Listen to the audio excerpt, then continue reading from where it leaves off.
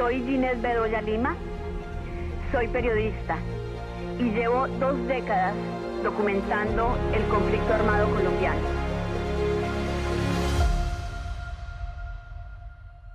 Ella empezó su carrera en El Espectador y la siguió con temas sobre la justicia y sobre la violencia que estaba creando los grupos paramilitares en la capital del país. Hace 20 años, el 25 de mayo de 2000, fue un día doloroso para El Espectador. Hoy está claro que lo que denunciaba Ginette Bedoya era cierto.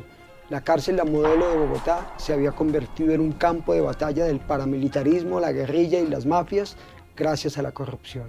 La investigación creo que estaba en un punto álgido, porque además ya tenía identificado cómo estaban entrando los lotes de fusiles a la cárcel.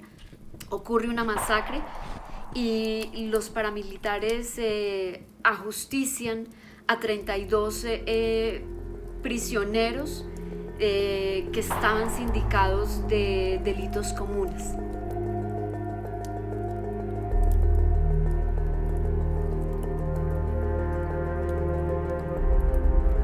La de Santiseña era que ya lo que llegara a la puerta de entrada a La Modelo, por la parte de acá arriba para entrar a alta seguridad, ahí era donde tenía que proceder.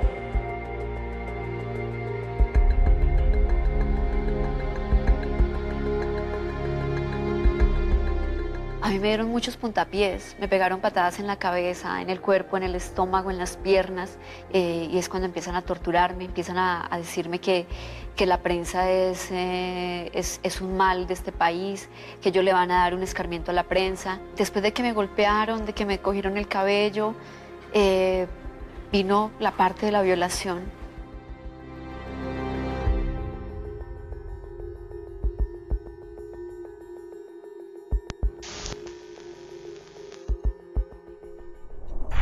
En el año 2003 voy a hacer un reportaje a las selvas del Guaviare en el sur de Colombia y nuevamente vuelvo a ser secuestrada, una retención de 8 días por parte del Frente 43 del bloque oriental de las FARC, una situación muy dura que me tocó afrontar con el reportero gráfico que me acompañaba a hacer ese reportaje, John Wilson Vizcaíno, pero creo que eso me daba mucha más fuerza para entender que el periodismo que yo estaba haciendo definitivamente sí tocaba algo y sí afectaba a alguien de los criminales y que era necesario seguir haciéndolo. Esto no es una buena intención de paz.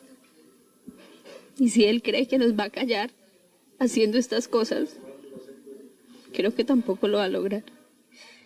No se logró acallar su voz. Esos criminales que intentaron evitar que ella siguiera haciendo investigaciones en esa cárcel donde estaba investigando no lograron su objetivo. Ginette Bedoya, por el contrario, siguió recorriendo el país, buscando la verdad, contando los horrores de la guerra. De su resistencia a la impunidad nació su obra No es hora de callar, porque ella nunca lo hizo. Por eso, ahora enseña a muchas mujeres que sufrieron como ella la violencia sexual, que lo único equivocado es quedarse calladas. Yo hoy puedo decir con todo conocimiento de que esto nunca se supera, se aprende a transformarlo y yo he aprendido a transformarlo siendo la voz de otras mujeres. Levantarse de una tragedia tan terrible como la que tuve que afrontar requiere de que un medio de comunicación vuelva a creer en uno y en su trabajo, y yo afortunadamente lo encontré primero en El Espectador y en los últimos 18 años en la casa editorial El Tiempo. El Tiempo ha sido mi segunda familia, pero sobre todo el respaldo para reencontrarme con el periodismo y a través del periodismo decirle al mundo entero que la violencia sexual existe y que es uno de los peores crímenes. Quiero que hoy en mí vean a todas estas mujeres que tienen sus casos en la impunidad, que no han podido encontrar justicia, pero que sobre todo en la mayoría de los casos han estado abandonadas por el Estado. Y ese es el caso de Ginette Bedoya, porque durante 11 años se olvidaron de que mi caso existía.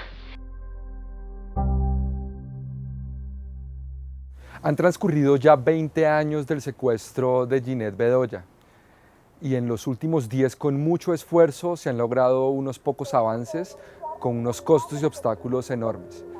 Dentro de los pocos avances se tiene la condena de 3 paramilitares, 3 autores materiales, y esto configuraría por mucho un 5% de la expectativa de justicia, en tanto los miembros de la fuerza pública, la guardia de la cárcel y los autores intelectuales gozan de plena impunidad. Tristemente, como en el caso de Guillermo Cano, Ginette ha insistido mucho en que se haga justicia en su proceso, y no solamente no se ha hecho, sino que la han enfrentado a sus victimarios. Algo que hay que tener muy presente en este caso es que cuando se involucra la responsabilidad de agentes estatales, el sistema de impunidad de crímenes contra la prensa opera de una manera más coordinada. Pero para mí es muy difícil entender cómo un hombre que tenía tanto poder y que portaba un uniforme de una institución de este país haya sido capaz de ordenar mi secuestro. El costo que pagamos no tiene precio. Ginette Bedoya fue secuestrada y agredida. Lo denunciamos, llevamos su caso a instancias internacionales. Y ese mismo Estado, que no me protegió, permitió que mi expediente se perdiera, que me siguieran amenazando una y otra vez. Permitió que mis victimarios se pasearan por las altas esferas de la sociedad colombiana, sin que recibieran castigo. Hablar de Ginette Bedoya es hablar de la lucha contra la impunidad que golpea la libertad de prensa, que golpea la libertad de expresión. Ginette Bedoya es una de las periodistas que más ha luchado por sus derechos, y esto no es una tarea fácil. Hay que tocar muchas puertas para que unas pocas se abran de manera tímida. Yo opté por sobrevivir y opté por luchar por mi caso y seguir haciendo periodismo. Desde que la fundación existe, estábamos esperando que un periodista colombiano ganara el premio UNESCO Guillermo Cano. A la historia de este diario de 133 años se agrega ahora un capítulo valiente con rostro de mujer, el de Ginette Bedoya, la amiga, la periodista, la defensora. Mi justicia y mi reparación está en lo que yo puedo hacer por las otras mujeres, en visibilizarlas, en visibilizar este tema. Pero hasta el último día, María Elvira, que yo me pueda levantar y que pueda seguir buscando justicia, lo haré, así nunca la encuentre, pero lo haré.